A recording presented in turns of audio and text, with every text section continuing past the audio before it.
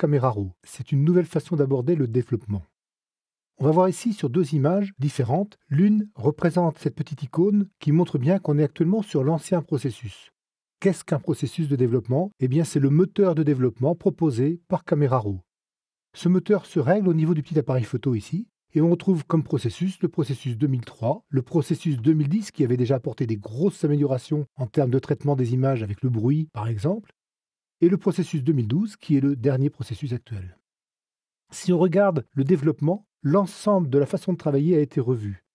Si je regarde ici les valeurs par défaut du développement du processus 2010, on peut constater ici que les curseurs ne sont pas tous positionnés au même endroit. Dans le nouveau processus, dans un souci de clarté, tout le monde a été mis à 0. D'autre part, les menus ont été réorganisés dans un ordre plus logique par rapport à l'ordre de traitement d'une image en général.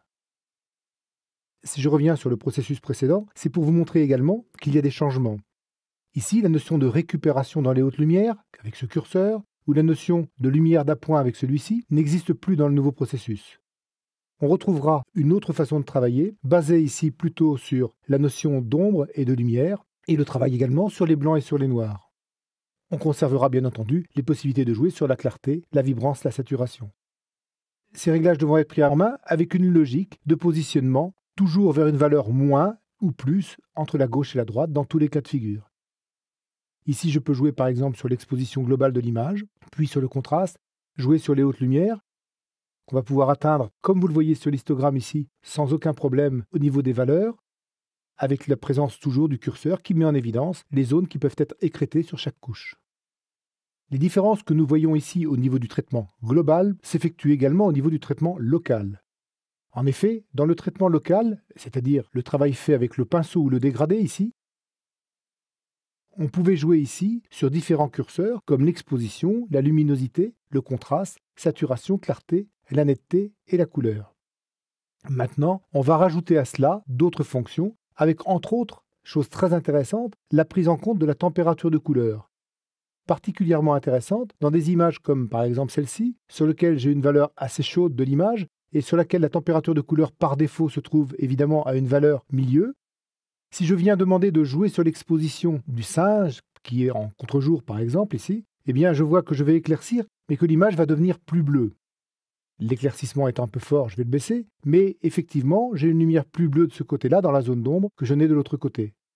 Eh bien, je pourrais ici jouer avec la température de couleur pour rééquilibrer l'image. On va trouver également donc le travail sur les hautes lumières et les ombres de façon locale avec le pinceau également.